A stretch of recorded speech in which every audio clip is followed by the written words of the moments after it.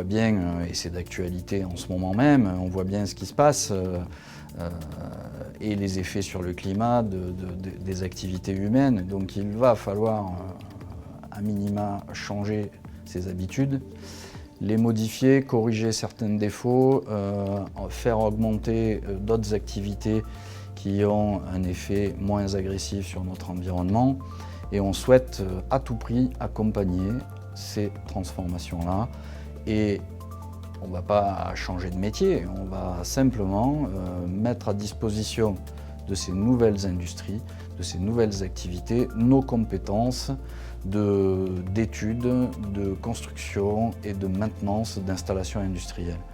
Qu'on parle d'une raffinerie ou d'une éolienne, on va pouvoir y pratiquer nos métiers exactement de la même façon et on espère vraiment du fond du cœur que ces énergies décarbonées vont rapidement prendre une place beaucoup plus importante dans le mix énergétique dont le monde a besoin.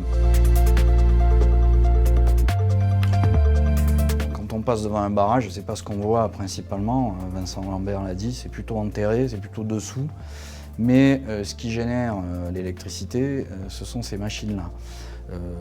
Il y a beaucoup de mécanique, il y a beaucoup de tuyauterie et on a tout à fait notre rôle à jouer sur ces équipements-là.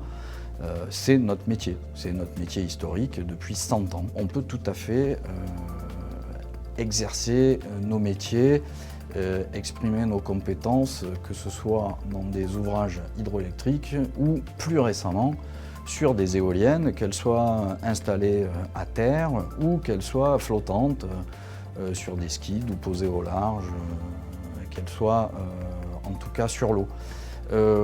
Aujourd'hui, nous assurons la maintenance de 51 machines éoliennes terrestres dans la région de Castres-Mazamet. Et on a bien l'intention d'élargir non seulement notre périmètre de jeu, il y a beaucoup d'éoliennes dans la vallée du Rhône, mais aussi en volume, ne serait-ce que sur la région sud, qui est celle que je dirige.